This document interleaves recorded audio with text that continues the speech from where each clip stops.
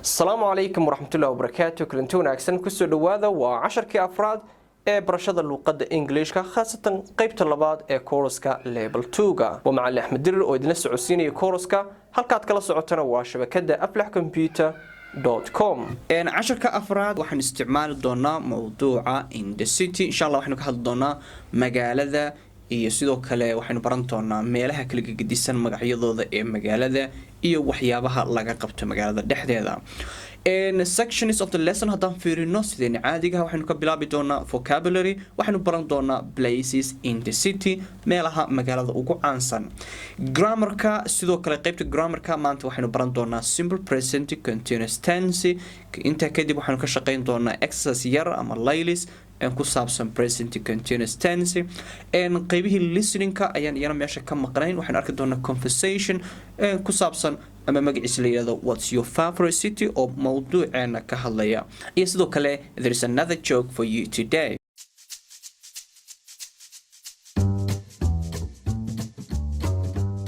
haddaan ka bilowno marka qaybaha vocabulary-ga places in the city, meelaha magaalada ugu caansan ama magaalada ka mid ah. City center, okay? City center waxaa la yiraahdaa waa bartanka magaalada, city center. sidoo kale waxaa jira waxa la yiraahdaa car park, okay? car park waa meelaha baabuurta lagu baakin gareysto ama la dhigto.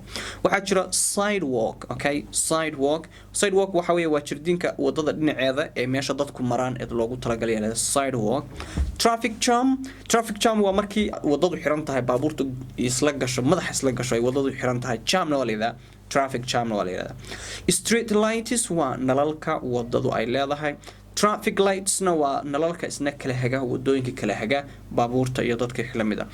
runabout waa meesha wadadu ay ka wareegsan tahay ama ay goobada ka tahay. crosswalk waxa weeyaan waa meesha ay wadadu dadku ka maraan ama dadku ka gooyaan. road signs waa calaamadaha wadada, road signs, okay? insha Allah aad bay u tiri badan waa boqolaal. cashar gaar ah aynu kusoo qaadan doonaa insha Allah aynu ku baran doonaa. museums waxa weeye waa dhismayaasha ama dhismaha ee lagu kaydiyo hidihii dhaqanka iyo waxyaabaha qadiimiga iyo wixii la mid ah. mosque waa masaajid, mosque. sidoo kale buildings baa jira. buildings waa dhismayaasha noocii doonaba ha noqdo. building waa dhismo, buildingsna waa dhismayaal. architecture waa nashqadeynta dhismaha, markii dhismaha la sameynayo qaabka loo nashqadeeyo. library waa maktabad, library. sidoo kale waxaa jira bookstore, bookshopna waa la yiraahdaa waa meesha buugta lagu kaydiyo ama lagu gado. post office waa xafiiska ama boostada meesha warqadaha iyo alaabta lagu dirsado. hospital waa cisbitaalkii. police station waa xarunta booliiska, police station. bank, okay? waa bankigii, bank. sidoo kale waxaa jira bus stop, okay? bus stop waa meesha basku istaago ama laga raaco.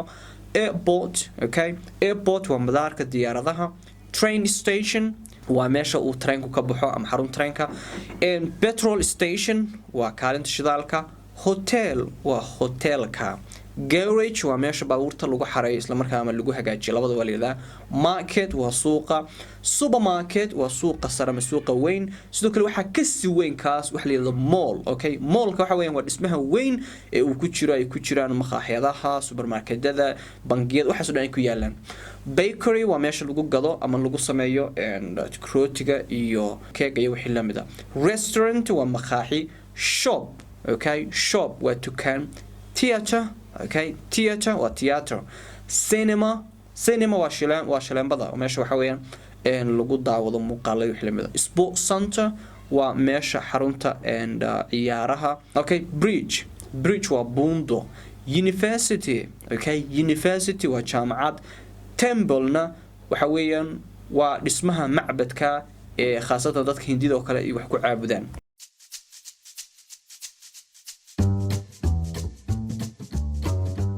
okay, haddeen u gudubno qaybta labaad ee grammarka maanta waxaanu arki doonaa simple present continuous tense.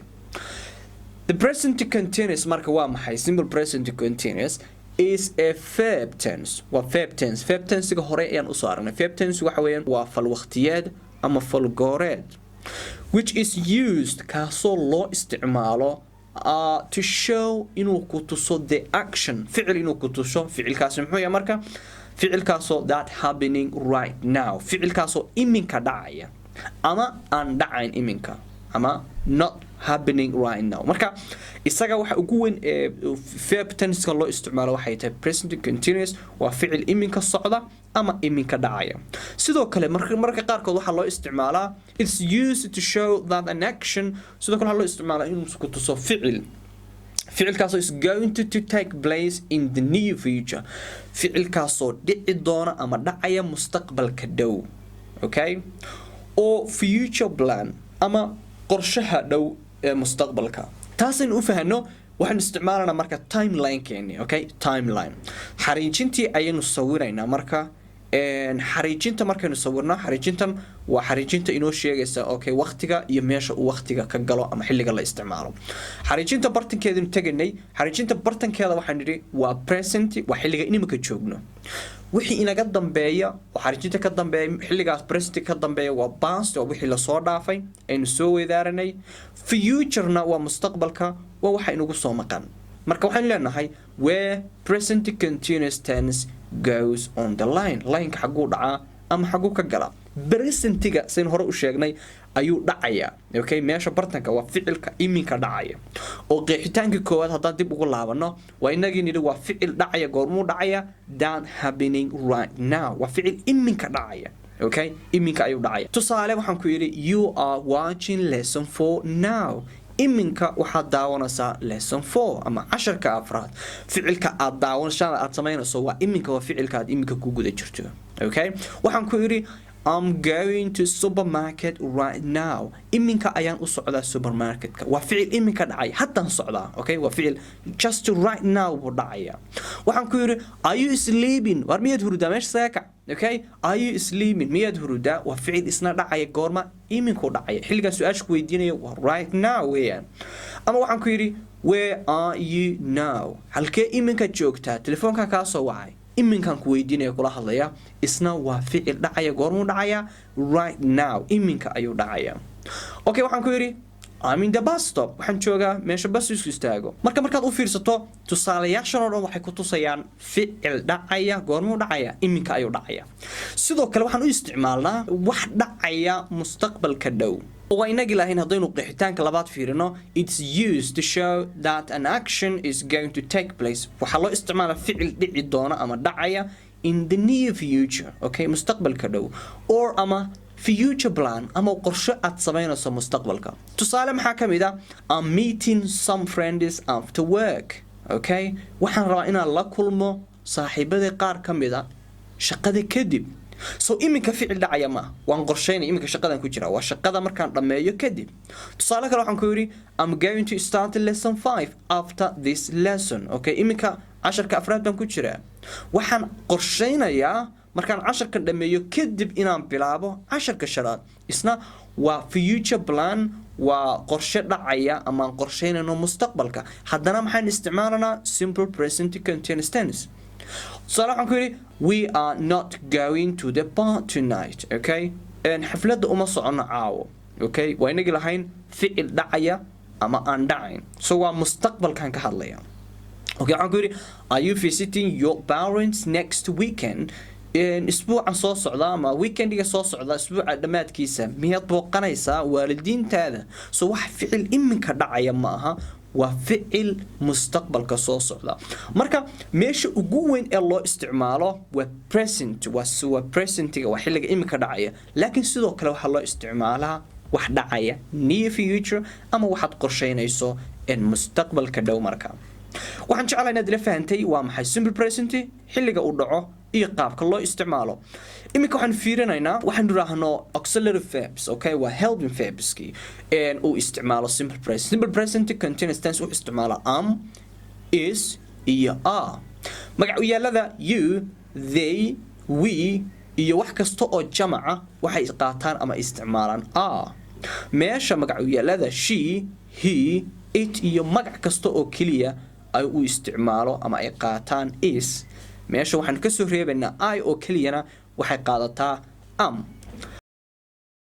okay iminka waxaan fiirinaynaa marka simple present continuous formska macnaha formska waa qaabka inuu u qoranay oo waxaa jira formska marka aad oraah qorayso ama jumlo qorayso okay waxaa jira waxa la yiraahdaa positive statement hadal caadiya sidoo kale negative statement hadal diidma iyo question statement iyo hadal su'aala haddaynu ka bilowno positive statementiga formka ama qaabka aynu qorano jumladu waxay ka bilaabaysaa subject waa ficil sameeyihii okay kadibna waxa ku xiga verb to be is ama are auxiliary verbki okay waa kuween hadda soo aragnay ama verb to be na waa la yiraahdaa waa is iyo are kadib waxa ku xiga waxaan yiraahdaa verbki ficilki laftigiisi kadibna waxa ficilka aan ku darnaa ing kadibna objectiga haduu statementiga ama jumladaasi ay leedahay object halka marka waa muhiim sida caadiga markaan ka hadlano present continuous tense and verbka waxa raaca ing baan ku darnaa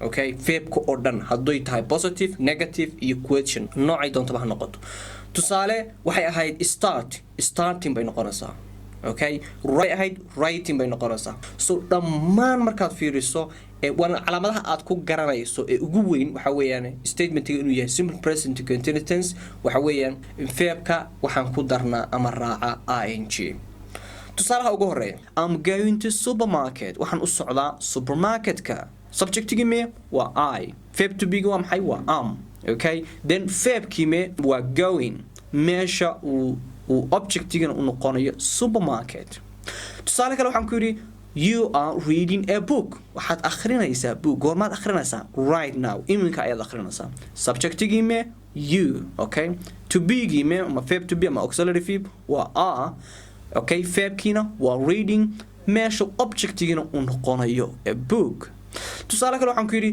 we are eating in the restaurant waxaan ka cuntaynaa maqaaxida tusaale kale they are watching TV in cinema iyagu waxay daawanayaan TV-ga oo shaleemada ku jiraan goorma iminka ayay daawanayaan she's doing her homework iyadu waxay ka shaqaynaysaa layliskeedii okay so goorma ka shaqaynaysaa iminka he is staying at home isagu wuxuu joogaa guriga goorma jooga right now iminka ayuu joogaa ficil hadda dhacaya okay it's flying okay way duulaysaa okay goormay duulaysaa just right now Ahmed is teaching lesson 4 Ahmed wuxuu dhigayaa maxay waaba shaqadan iminka hayo iminka ayaa shaqada ku dhex jira oo waxaan ku barayaa lesson 4 haddaan fiirino negative statementiga ama jumlada diidmada hadalka diidmada sidoo kale waxaan ka bilaabnaa subject kadibna halka waxa gelaya verb to be ama auxiliary verb waa is are kay noqotaba kadibna waxa raacaysa not marka kadibna waxaan ku daranaa verbki kadibna objectiga haduu statementigaasi ama jumladaasi ay leedahay object I'm going to supermarket bay diidma ka dhig I'm not going to supermarket anigu uma socdo supermarketka okay you are reading a book bay ahayd you are not reading a book buuga ma akhrinaysid adigu we are eating in the restaurant maqaaxidan ka cuntaynana we are not eating in the restaurant kama cuntaynana maqaaxida okay they are watching bay ahayd they are not watching TV in cinema iyagu TV ma daawanayaan she's doing her homework ay ka shaqaynaysaa she's not doing her homework iyadu kama shaqaynayso homeworkgeeda ama layliskeeda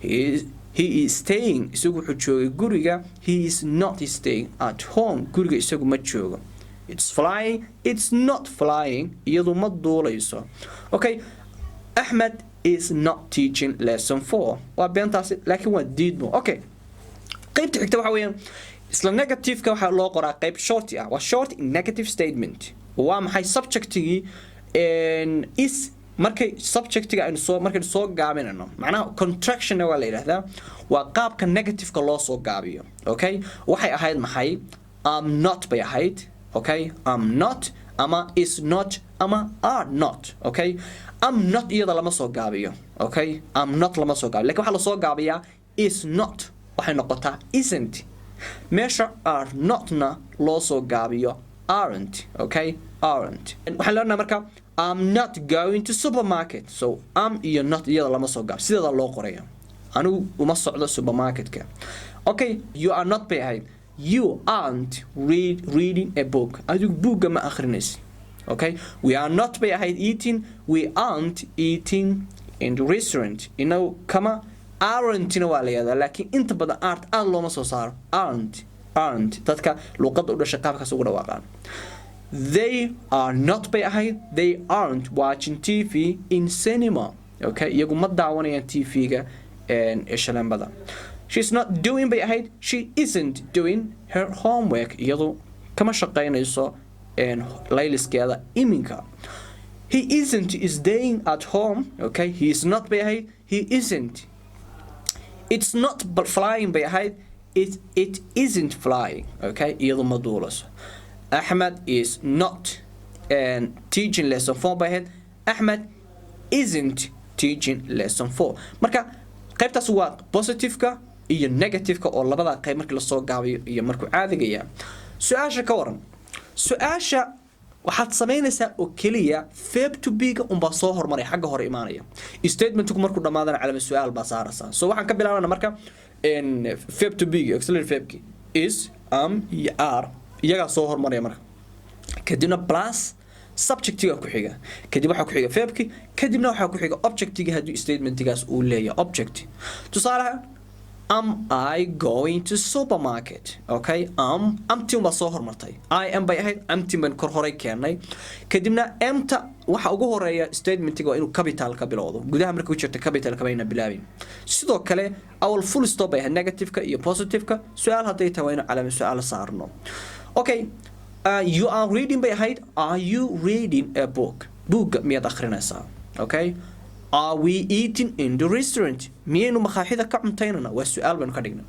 Okay, they are watching by ahayd are they watching TV in cinema? Iyagu miyay daawanayaan TV-ga? She is doing her homework by ahayd is she doing her homework? Iyadu layliska miyay ka shaqaynaysaa? Layliskeeda miyay ka shaqaynaysaa? Is he staying at home? Isagu guriga miyuu joogaa? It is flying. Miyay duulaysaa? Is Ahmed teaching lesson 4? Ahmed miyuu barayaa casharka afraad? Okay, inta kadib waxaanu fiirinaynaa exercise qaybta and layliska. Using the words in parentheses. Adoo isticmaalaya ereyada ku jira maxay? Ereyada ku jira bracketka. Complete the text below in the appropriate tense. Adoo isticmaalaya ereyada verbka ficilka qaabka saxda u qor. Waxaan ku yiri every Sunday Ali has something drive her kids to football practice. Ali maalin kasta oo axada wuxuu caruurtiisa geeyaa kubadda. Okay, haye waxay noqonaysaa Ali is driving. No, waa simple present tense. Waa kiyaan soo dhaafnay waa every Sunday waa ficil maalin kasta dhacaya. Marka Ali drives ayay noqonaysaa. Waxaan ku yiri usually I something go as English teacher. But this summer I study French at language school in Paris. That's why I'm in Paris. Okay, halka maxay noqonaysaa marka? Iyana usually waa ficil soo dhacay. So I work ayay noqonaysaa. Okay, I work as English teacher. Sida caadiga macallin English baan ahay. Okay? But laakiin this summer, okay, I'm studying. Okay, laakiin iminka waa ficil iminka dhacay haddaan barashada wada. Iminka laakiin waxaan baranayaa French. Marka I'm studying ayay noqonaysaa. Number 3, aga be quiet. Hoos u hadla. Macallin dirir something is sleep. Okay? Macallin dirir is sleeping. Waa iminka. Macallin dirir waa hurdaa. Yaa akhay dadkan qaylo badan hoos saan u nabcahay in laygu qayliyo markaan hurdo. Okay, number 4. Don't forget to take your umbrella. Okay? Ay ilaawin daladaada. Haye? It's raining. Waa roob baa da'ay. Iminka roob da'ay. Okay, saddexda number oo dambeeyana adan ku dhaafaya. I hate living in Seattle because it's something rain always. Okay? And number 6, I'm sorry I can't hear you. Okay? Kuma maqlayo what something because everybody so loudly. Qof kasta halka wuu qaylinaya. Do you want to come over for dinner tonight? Cashada maanta caawan noo imaanaysaa. Oh, I'm sorry. I can't. Haye? I'm something to movie tonight. Waxaan u socdaa meel kale. Okay, and inshallah imikana waxaan kugu soo maqan qaybihii dhageysiga. Inshallah laba sheeko ayaad dhageysan doontaa. Sheeko ku saabsan city mawduuceeni dadka hadlaya magaalooyinka iyo wixii la mid ah. Iyo sidoo kale qaybtii joogka. Ila dhageyso kadibna fasiraada waa inoo hadhow.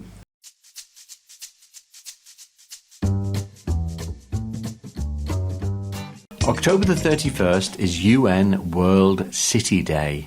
So for this week's podcast on English.com, we're talking about cities. Now, there's good things and bad things about cities, aren't there, Richard? Yes, I think I like cities. You're not so keen, are you? But the positive things, I think it's definitely the culture. Right. Going to exhibitions, museums, visiting old buildings. That's really good. And also, of course, entertainment, cinemas, theatre, things like that. Absolutely, Richard. But on the other hand, it's very expensive. The cost of housing, the cost of transport. Places like London, they're very expensive places to live in, which is why I think, personally, that cities are much more interesting to visit than to live in. OK, Richard, what's your favourite city? Ooh, that is a very difficult question. I've lived in many cities. I think my favourite has got to be Cairo. Whoa, that's a big city. It is the biggest city in Africa. Right, OK. And so why did you like Cairo? Oh, I think the architecture. Right. Obviously the pyramids. Right. But also a lot of very old mosques, Islamic architecture, a lot of modern architecture, the vibrancy, the street markets, everything goes on in the street. And talking of markets, the souk, the centre of the old town, is absolutely fascinating and bubbling with activity. It's great. And what about you then, Jackie? What's your favourite city? Well, you might be a bit surprised to hear that for me it's Bangkok. It's very big and it's incredibly noisy, but there are so many places to visit. The temples, the markets again, and fantastic shops. And the food, of course. Yeah, wonderful restaurants. And the food is very cheap but tasty. I mean, I really enjoyed living there. And also, do you remember travelling on the boat down the river? That was fantastic. And again, things happen on the street. It's all happening. Very vibrant.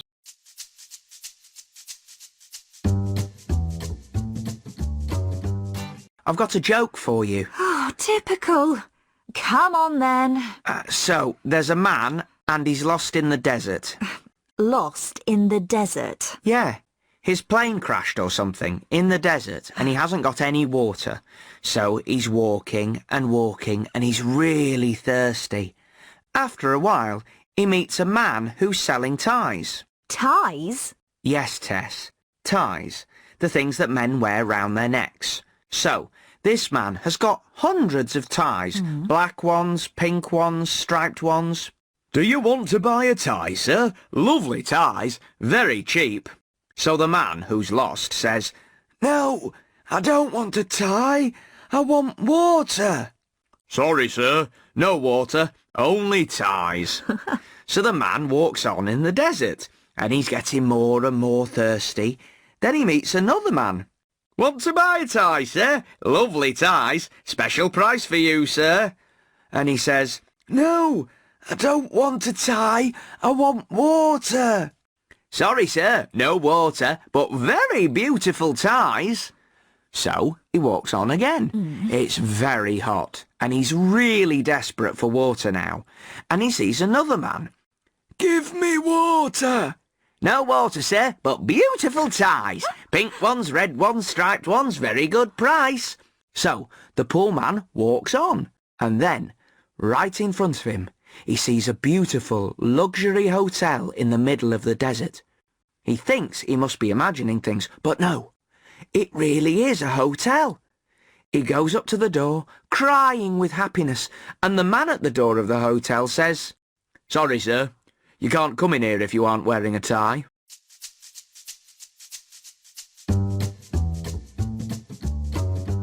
What is your favorite city? October 31st is UN World City Day. Okay, maxaan ku radaa maalintii waa maalinta magaalooyinka waxay maalinta jacaylka maalinta kan wad maqli jirtaan male maalinta caruurta maalinta haweenka. Okay, waa maalinta magaalooyinka marka maanta. Okay, so for this week we are talking about cities. waxaanu ka hadli doonaa isbuucan magaalooyinka.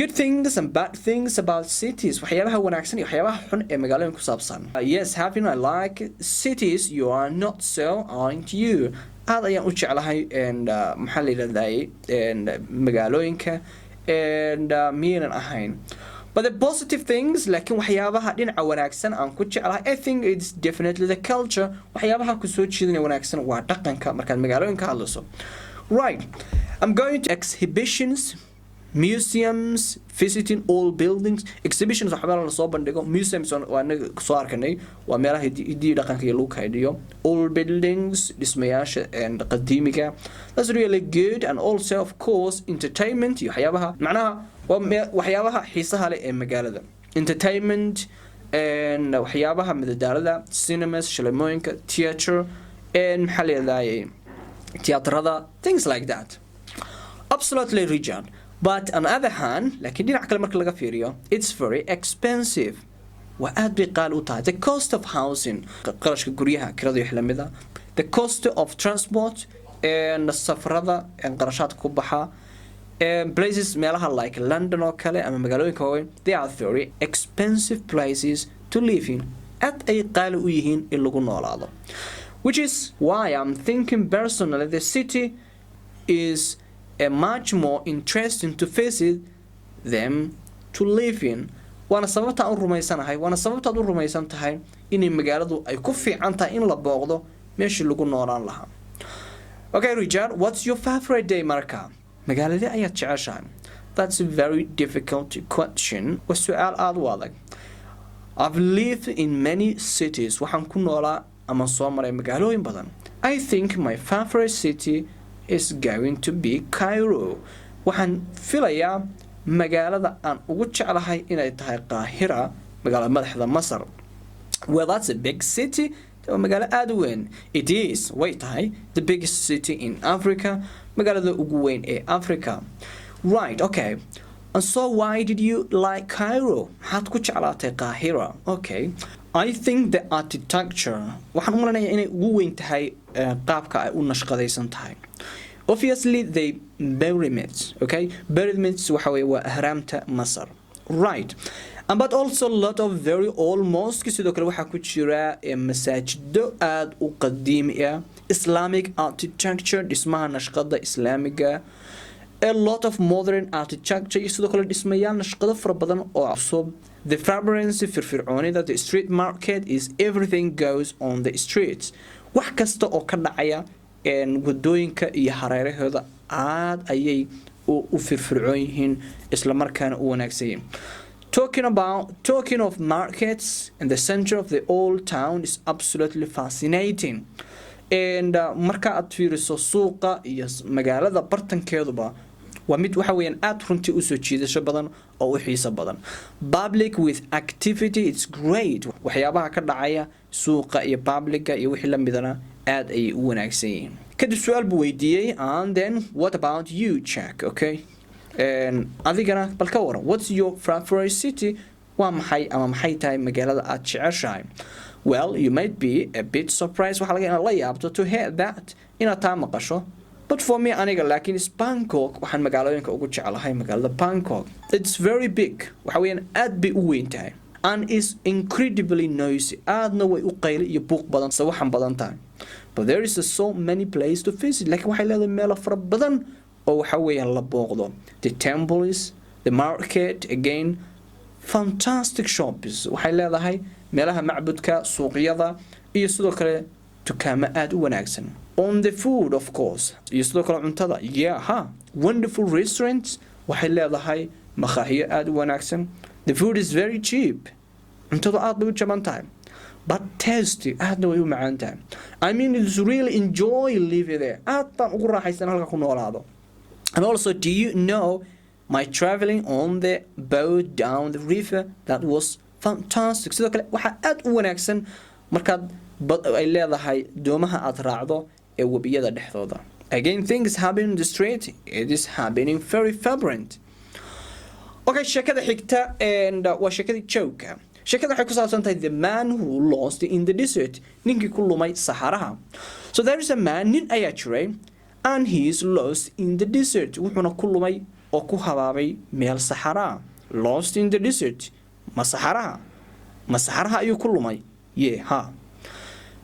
His plane crashed or something maybe in the desert. Waxa laga yaabaa inay diyaaraddu wata ka jajabtay oo ay kaga jajabtay saxaraha kadibna uu halkaa ku godoomay. Laga yaabaa inay tahay saxaraha Africa. And he isn't got any water. Markuu araadayna wax biyo ah ninkan ma uusan helin. So he's walking and walk iska socday marka xulida meesha araad ba kugu dilaye iska soco bal inaad hesho wax biyo ku siiya cunto ku siiya bal iska soco. He's walking and walk iska socday and he's really thirsty. Aad buu araaday xaqiiqdii. After a while he meets a man. Wuxuu la kulmay marka nin ayaa ka hor yimi. Ninkaasoo who's sailing ties wuxuu iiminayaa ties ayuu iimanaya. Ties matai. Yes. Ties ayuu iimanaya.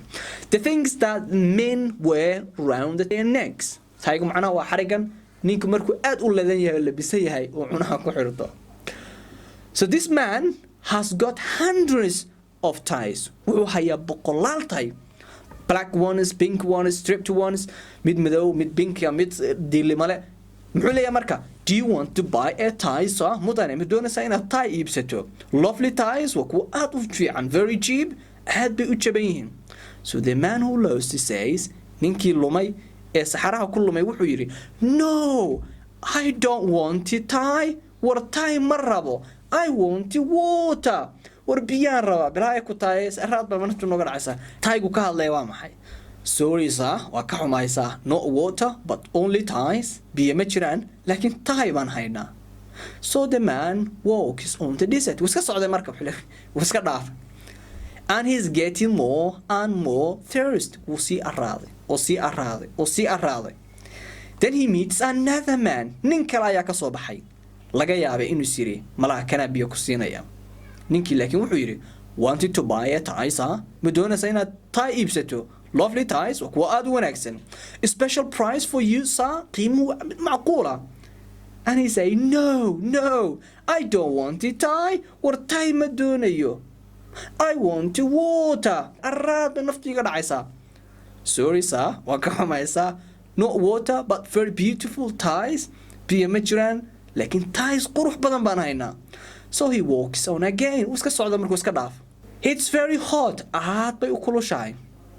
And he's really desperate for water now. Iminka wuu quustay marka wuxuu sii biyo ma jiraan, cuntana ma helaysid. Malaha meelahan uu naftaa kaaga baxdo. Isagoo xaaladda ku sugan. He sees another man. Nin kale ayuu arkay. Muxuu dhahay marka? Give me water. Biyo isii. Ninkii baa marka wuxuu dhahay, no water sir, biyo ma jiraan saaxiib. But beautiful ties, laakiin waxaan haynaa ties aad qurux badan. Pink ones, red ones, striped ones, mid cad, mid pink, mid mid. Very good price. Qiimo aad ayuu fiican yahay. Waa jaban, waa fiican. So the poor man walks on. Kadibna wuu iska socday ninkii. Halkaa markii xaaladdu maraysay. And then, right in front of him, he sees a beautiful luxury hotel in the middle of the desert. Hortiisa waxaa ka soo baxay hotel qurux badan oo saxaraha dhexdiisa ku yaal. Can you imagine hotel in the desert? Saan buu eegay. He thinks he must be imagining things. Wuxuu isra malaha waa indhahaaga indhuhu marmarta. Laakiin but no, it really is hotel. Laakiin xaqiiqdii waaba hotel ba. Ninkii wuxuu waa yaab. Hotelka ma hotel baad moodaysaa? wax kasta hotelka ayay ku dhex jiraan. Biyaha, beeraha, waxaan ku dhahay cuntada, qudaarta. He goes up to the door and cry with happiness. Albaabka ayuu yimi ninkii. Kadibna wuu iska ooy. Muxuu la ooyaa mataqaanaa? Farxad darteed buu la ooy. Wabaa. Laakiin the man at the door of the hotel says, laakiin waxaa loo sheegay mar dhow war uusan mahadin. Ninkii ilinka hotelka ilaalinaya ayaa yiri, sorry sir, you can't come in here if you aren't wearing a tie. Waan ka xumahay sir, hotelkan ma geli kartid sababtoo ah ma xirnid wax tie ah. Okay, intaas ayaan ku soo gabagabayn doonaa insha Allah casharkana la soo casharka xiga. Waa macallin Dilro idin leh. Assalaamu calaykum waraxmatullaahi wabarakaatuh.